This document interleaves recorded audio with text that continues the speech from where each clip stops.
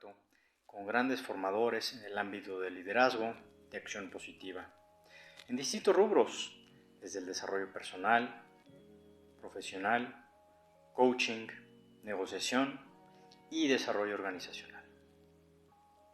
Como bien lo dice la misión y la visión de nuestra universidad, entre ellos algunos grandes como Tony Robbins, Bob Proctor, William Ury, Stephen Covey, Marshall Goldsmith, entre muchos otros que te iré comentando a lo largo del curso. Ellos siempre abocan por el desarrollo personal y profesional a la luz de una visión ética, positiva y de aportar ese valor a la sociedad. Es por ello que estoy aquí, para tratar de darte un poco de esa experiencia, que tú la reflexiones, la aprendas y la intentes aplicar a tu día a día, refiriendo a tu personalidad. Te comparto los objetivos de esta interesante materia y posteriormente paso a comentarte acerca de un gran artículo, The Leadership Odyssey, un estupendo artículo de Hermínia Ibarra, Claudio Hildebrand y Sabine Vinci, con notas y apuntes de tu servidor. Vamos a ello. Sean todos y todas bienvenidos. Los objetivos de aprendizaje, así como los resultados del aprendizaje, son identificar la necesidad de asumir un liderazgo de acción positiva mediante el reconocimiento de las principales teorías y modelos de liderazgo para normar su criterio, su reflexión, para responder a los desafíos cada vez más intensos de nuestros tiempos. Reconocer, así como los grandes autores comentados, a la ética y el bien común como elementos indispensables en el ejercicio de un liderazgo de acción positiva, para el desarrollo de habilidades de emprendimiento. Así una ruta de crecimiento personal en el ejercicio y conocimiento y reflexión del liderazgo. Dicho esto, espero que este curso sea de tu interés. Podemos tener una muy buena comunicación a través de dudas, sugerencias, vía el correo electrónico institucional y a través de dudas de las actividades semanales. Estoy aquí para apoyarte y motivarte en este gran camino de liderazgo que se aplica en todos los sentidos: personal, organizacional, empresarial, de la sociedad, de los países, de las regiones y del mundo en general. Dicho esto, te veo en el artículo. Espero me comentes tus ideas, reflexiones y pensamientos acerca de este artículo. Estará en inglés con subtítulos en español. Hasta pronto. Hello, dear student. This is your Professor Victor M. Romo. Today I will be commenting about the Leadership Odyssey.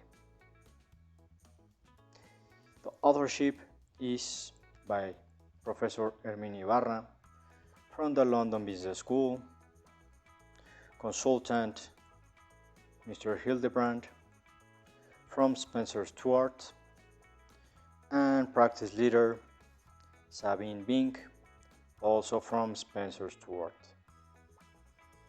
I will be commenting some of the ideas,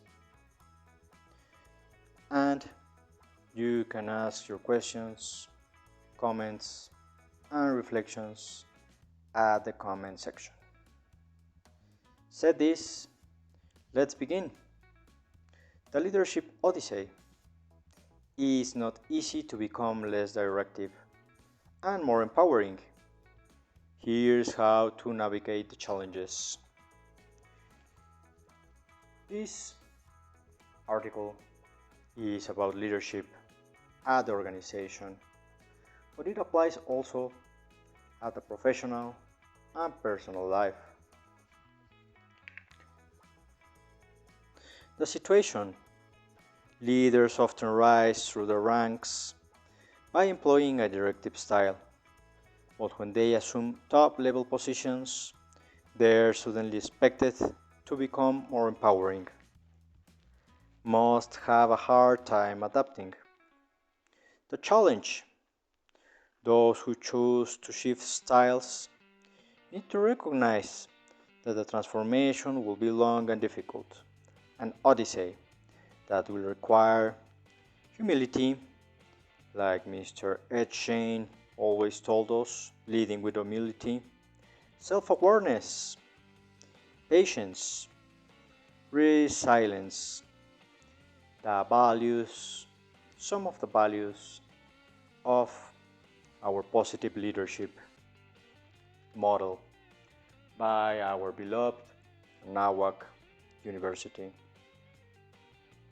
The journey: leaders should expect their odyssey to have three main stages: the departure, when they recognize the need for change; the voyage, when they leave behind familiar ways of working; and the return, when they reach a new understanding of what kind of leader they need to be. It is always said that leadership is about the way, it's about the voyage, what you learn all around the voyage. And all that you learn, then you return to your organization or to your home and try to apply it to your everyday life. So, said this, welcome. Let's begin. This is Victor M. Romo, your leadership professor. I'm also a coach and a consultant. I have been in business, coaching, and consultancy since 2009. And before that, I was learning and development assistant at the Microsoft Corporation, where I assisted diverse consultants with their trainings, their materials, and all the logistics of their events, of their learning events. That is where my coaching and learning and development seed got planted. And after that, at 2009, I went to a Tony Robbins seminar, LIP seminar, which is called Unleash the Power Within, that we will be commenting throughout the course, because it has very powerful affirmations and information. Said this, let's begin. Executives have always been and always be expected to produce results.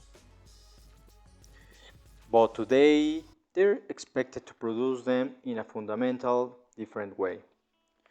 Gone are the days of the heroic individual leading from the front. Instead, in most corporations, decision-making has become decentralized, and leaders are now supposed to empower and enable their people. Because of that, they had to give up considerable control. As Rafaela Sadun and her colleagues reported recently in this article, people skills, often described as soft skills, are now especially critical for leaders. So, my fellow students, if you want to become a good leader, great leader, you need to develop people skills, soft skills. We observe ample evidence of this new reality in our work as researchers, coaches, and leadership advisors. And we also observe that executives are having hard time adapting to it. For starters, the term soft skills and people skills are used to refer to a wide range of competencies and capabilities, leaving many executives confused about what exactly they entail. In addition, few aspiring CEOs and top managers entering the succession process have mastered a complete array of these skills, and few newly appointed CEOs and top managers have them fully ready to deploy. So, that is why these leadership courses are so important throughout our university years, because after this we will be joining organizations or deploying entrepreneurship projects, and we need to have our people skills or soft skills attuned. That shouldn't be surprising.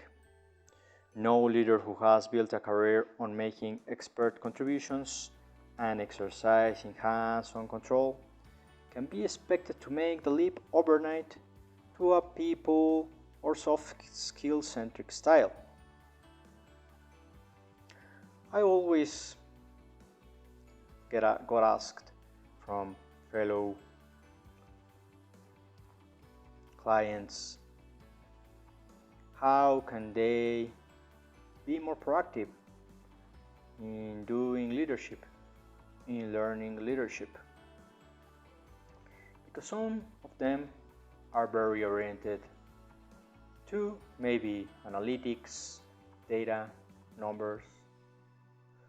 Other, like people from HR, are very oriented to collaboration. Other people, like engineers, are very oriented to processes, models. So how you can conjunct that? Well, all can be joined with the people skills and developing the correct leadership mindset. Yet, reliable information about how to acquire people skills is scant.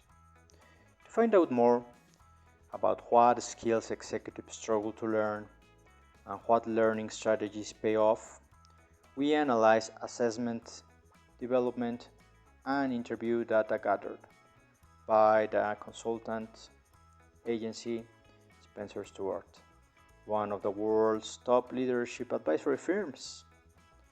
Most Fortune 500 companies partner with advisors like Spencer Stuart to discover and develop succession candidates, so this data can be considered strong evidence of today's leadership requirements.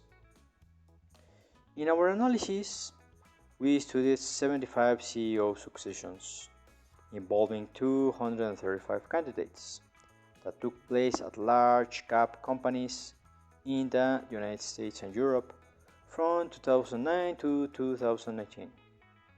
47 of those companies were public. We examined the correlation between CEO skills and firm performance as measured by shareholder return, revenue growth, and operating margins, or KPIs. We also interview a subset of leaders about their development experiences to understand the variety of styles they use to deliver results. In doing so, we look for evidence of strengths and developmental opportunities along the spectrum between directive and empowering styles. We also studied the executive's ability to work through networks and to enhance organizational performance by instilling and leveraging people skills. In this article, we will outline our findings. First, showcasing the stories of several of the candidates in our study.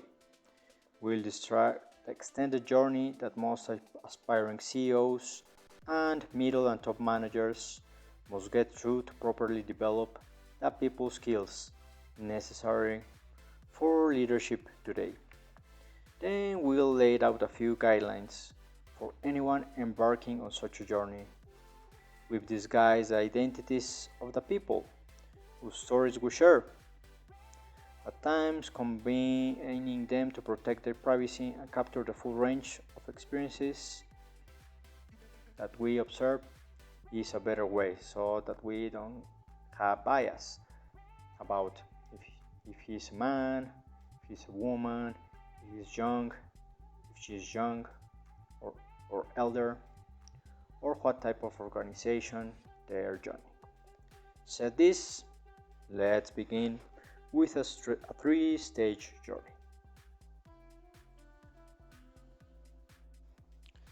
Let's continue, my fellow students. A three-stage journey. How can leaders who fall short on soft skills develop a more enabling style? The primary lesson we glean from our interviews is that there's no one moment when everything snaps into place. People love stories of sudden conversations,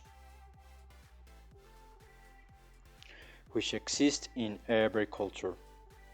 Think of the biblical story of Saul, who suddenly became the Apostle Paul after being struck blind by God on the road to Damascus. However, most transformations don't happen this way. Instead, they involve wandering and uncertainty, inner battles, and protracted periods of personal struggle. The best analogy might be the story of Odysseus, who had a long and arduous journey back to Ithaca from the Battle of Troy. So, it is with broadening your repertoire of people skills. It's not a single event, but an involved process that unfolds over time. Often uncomfortably, with many twists and turns. That said, there are predictable stages and challenges along the way. The first stage is a departure, during which the leader recognizes the need for a change and deliberately starts to leave behind familiar ways of working. The second is the voyage, a time transition during which the leader encounters obstacles and trials that teach important lessons and open the path to transformation. Finally, there's a return, during which leaders arrive at a new understanding of who they are and what kind of leader they want to be, and start to transfer what they've learned to others. Now, my fellow students, let's explore each of these stages. Number 1. The departure. Leaders alter their habitual and successful ways of doing things only when they become aware of a gap between where they are and where they want to be. The catalyst might be a particular event or feedback from colleagues or coaches, but usually people embark on a concerted effort to change only after multiple experiences and conversations make them realize that their behavior is impeding outcomes that they care about. Take Flavio, who worked as the general manager of engineering at a major technology firm before becoming its COO, Chief Operating Officer, and then its CEO, top management positions. In his role as general manager, Flavio was eager to enhance the ways that his sales teams positioned products and to increase sales. In his view, they weren't getting products to market fast enough, so he drove them harder and harder. Soon, he began to hear that people felt he was pushing his own agenda instead of the company's, but he dismissed that, as the grumbling of those resistant to change. Then colleagues had respected began to withdraw from conversations with him, including people whose support was critical. His behavior, one former team member told him candidly, was alienating the very people he needed to make his go-to-market strategy work. An executive coach helped him understand the core of the problem. He wasn't crafting strategy jointly with others and acknowledged the urgent need to change. The impetus for change can come in other ways. We often see executives emulate bosses with more developed people skills, usually in the context of an organizational shift toward a more empowering culture, and discover that their new behaviors help them achieve value results. That's what happened with Rajiv, a newly appointed divisional CEO. Rajiv's boss, the company CEO, had launched an initiative to instill a culture of collaboration and psychological safety in his leadership team, which included Rajiv. Keen to follow the lead of his boss, Rajiv replicated the effort with his own unit, though he initially did so in a prefatory tick-the-box manner. He was surprised to find that he and his team were having more open conversations. He also began to receive candid feedback on his leadership style, which he learned instilled fear and encouraged silence. Rajiv turned to an external coach, assuming the fix was a simple matter of picking up better listening skills. But the coach helped him recognize a big disconnect between how he saw himself and how others saw him, and made him see how deeply rooted, pervasive, and alienating his controlling tendencies had become. His aha moment, the real beginning of his journey, came when he realized just how much time and effort he would have to devote to improving the way he worked with others. In our experience, many leaders underestimate the extent of change required and need the help and perspective of a trusted partner, an advisor, a mentor, or a coach. Not all of them reach the departure stage, and the ones who do embark on a genuine voyage of discovery will need, as Professor Ed Shane always said, humility, self-awareness, patience, and resilience to complete it. Enlisting helpers. At every stage in the development journey, you need partners who can hold you accountable, provide honest feedback, help you connect the dots, and hold up mirrors, revealing your true nature. Odysseus would never have been able to make it past the sirens on his own. Kevin, the CEO of a large financial firm, is a case in point. He joined the firm 5 years before being appointed CEO. At his old firm, where he had been the head of the finance functions, he had developed a reputation for having sharp elbows. But his new firm prided itself on a culture of mutual respect and warmth, and in that context his style was jarring. When the firm began its CEO succession process, Kevin's stellar results made him an obvious candidate, but his firm's head of HR made it clear that he never get to the top job unless he improved his ability to consider and include other views. With the stakes that high, he began working on his people skills in earnest, as is often the case with smart, ambitious people.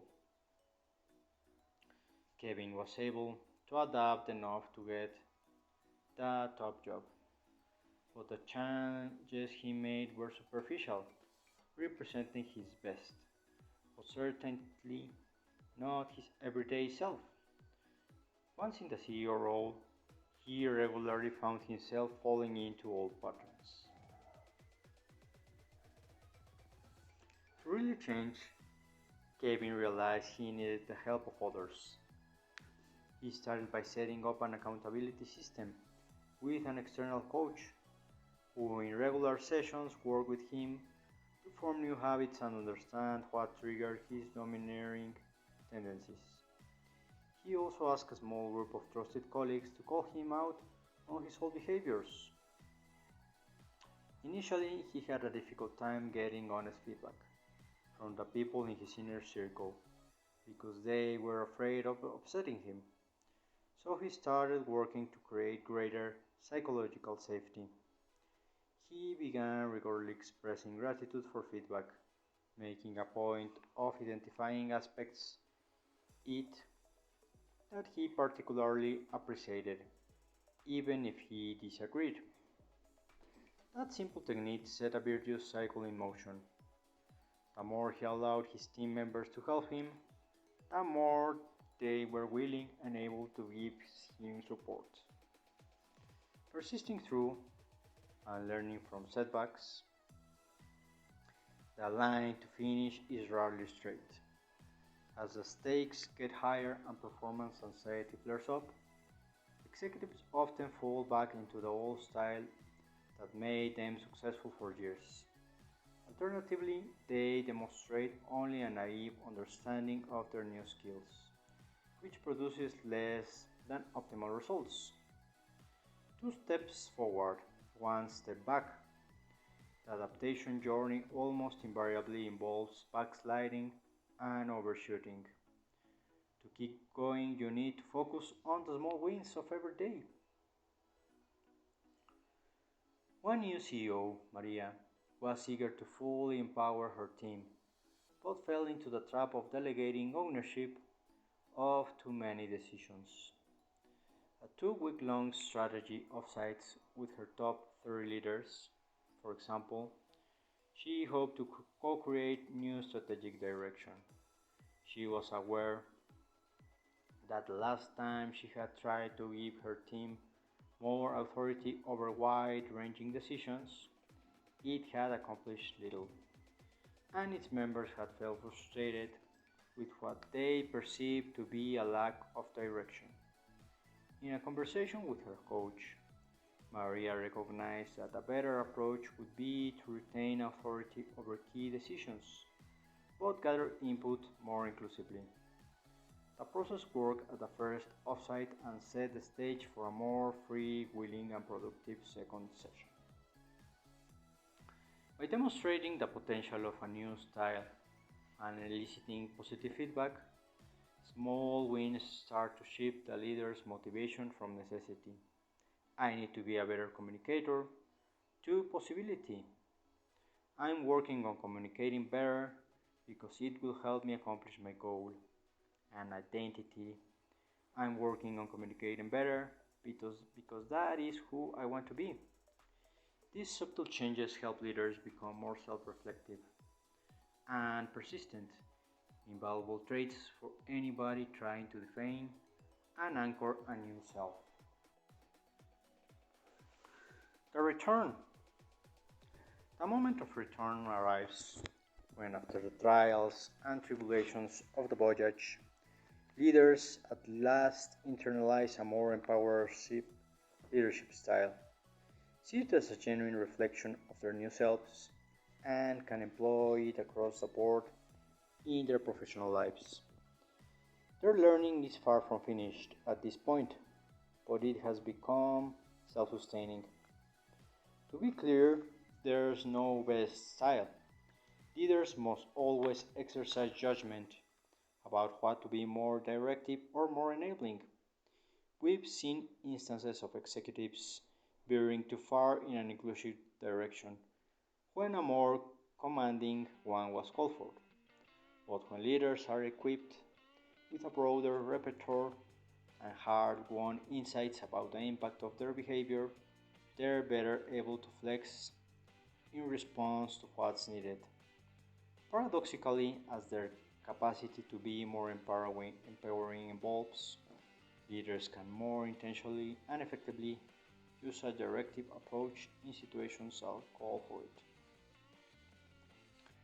A second marker of having entered the return stage is a desire to share and amplify your learning. This is critical because it increases your organization's capacity for developing its own workforce. Three examples come to mind. One executive implemented a long-term succession planning process to ensure that up and coming leaders would have the opportunity to learn how to exert influence without authority. Another executive, a lawyer who led one of his firm's biggest practices, realized that his firm performance management system was impeding the kind of development discussions that he had benefited from. So he worked with HR to overhaul the entire system. A third executive realized that the way his organization conducted quarterly business reviews didn't lend itself to the introspective conversations he had come to value in his adaptation journey. So he revamped the process to encourage others to own their own mistakes and make themselves vulnerable for the sake of learning. Starting your own journey. Most high performing executives and leaders today intellectually get the case for better people skills or soft skills and know that their well honed directive styles have significant downsides. But learning and sticking to new habits and skills, especially under pressure, demands commitment and effort.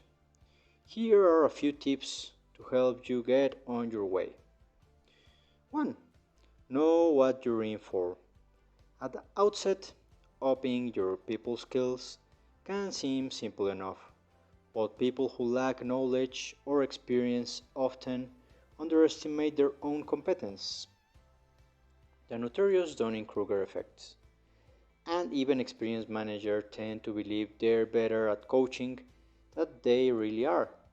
So it's important to develop a realistic sense of the time and effort required to genuinely adapt your style. Knowing what milestones to look out for, such as early wins and recovery from a setback, can help. 2. Map out your learning agenda. This is crucial, my friends, fellow students. Remember that you might need to work on your skills in particular settings. You might be great at collaborating, navigating complex multi-stake situations or strategy where you have no direct authority over those you're working with, but have a hard time doing the same with your own team. Or you might excel at listening and fostering psychological safety with your team, but find yourself unable to leverage those interpersonal skills to get things done with your peers across the organization. Once you identify a strength that you want to develop, experiment with using it in different contexts. Recall Corinne, whose roles on an external board and heading her firm, the AI initiative, helped her learn to exert influence without having direct authority. Her experience was akin to that of many executives we work with. Only after they gain perspective in their new project role or setting did they truly understand the meaning of developmental advice they had received. One reason that temporary assignments, side projects, and job rotations can be such effective triggers for transformation. It's hard to change if you just keep doing more of the same. 3. Create space for learning. And this is crucial in our university surroundings and environment. Carving out regular time for reflection is a simple way to speed your progress. capitalize on small wins, and learn more from your inevitable setbacks. But this sort of daily exercise works best if you also periodically pause to contemplate the big picture. As Ron Effetz of Harvard's Kennedy School has put it, it is important to spend time down on the dance floor and up in the balcony. Two of the aspiring CEOs and leaders in our study use the strategy of regular reflection very effectively. One spent her 20-minute ride to work every morning thinking about the interactions of the previous day and defining one learning intention for the day. The second blocked out a regular time in his week to reflect on his successes, failures, and challenges as a leader. He also used that time to seek feedback from his colleagues, often by asking them such questions as, "What did you see me do, hear me say? And what would you like to see me do, hear me say?" Learning requires you to recognize the patterns you fall into. Kevin identified his by writing in a journal about the many situations in which he could have been more appreciative, less hard-charging with colleagues. Later, he would analyze those situations in detail and visualize other ways of responding. A coach helped him recognize that his abrasive self often emerged when he felt impatient, so they developed a plan. Whenever he sensed his impatience rising, he could press each fingertip with his thumb before responding. Just creating that small space between stimulus and response helped him react as he intended. Don't do it alone. Don't go in your journey alone. Coaches and mentors and professors outside your normal reporting lines can be very helpful, but you also need to rely on close colleagues and in some instances even your family or friends, people who can hold you to account and offer in-the-moment feedback in ways that nobody else can. With that in mind, select a couple of colleagues you can trust to provide you with honest feedback and ideas for improvement. By doing so, you will demonstrate your commitment to becoming a better leader. You also make clear to those around you that you care, which ensures that when you slip up, as you inevitably will, you'll get help and the benefit of the doubt. But watch out! When you ask for feedback, be prepared to follow up on it. We found that the leaders most likely to fail in their adaptation journeys, and those colleagues tired of giving feedback because nothing seems to come of it. More than ever, we need leaders, managers who can harness ingenuity and foster engagement.